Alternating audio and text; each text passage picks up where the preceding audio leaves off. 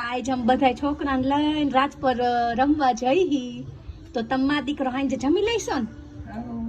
હે રસોઈ બનાવી? રસોઈ એટલે તમારે બેન બનાવવાની, અમારે નહીં હો. અમારી બનાવી દઈશ. ના અમારે તો હે ને પાર્ટી કરવા જવાનું છે. આવા કરતા પાર્ટી ન કરાય, છોકરાને બાયલું ન ખવડાવાય. પણ બાયલું બધાય ખાતા હોય ખાવું પડે, બધાય નાઈ રહ્યો બા. પણ નકર હું બધું સરતમ કયો રાંધીને રાખીશ. તમે રાંધીને રાખો પણ બધાય રહેવું પડે, એવું ન હાલે. થાય એટલે ઘરે આવતું રહેવાય. પણ બધાય જાતા હોય ને અમે આવતા રહી કેવું લાગે?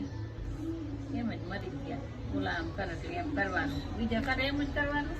પણ એકવાર કરવા દઉં ને પછી આ બીજી વાર જઈશું ને એટલે આવતા રહીશું. તમે મા દીકરો ઘરે હે, મા દીકરા બે ને હે ને કઈ ખાંજે બનાવી લેજો, ખીચડી બનાવી લેજો. તો તારે શું કહેવાનું જરૂર?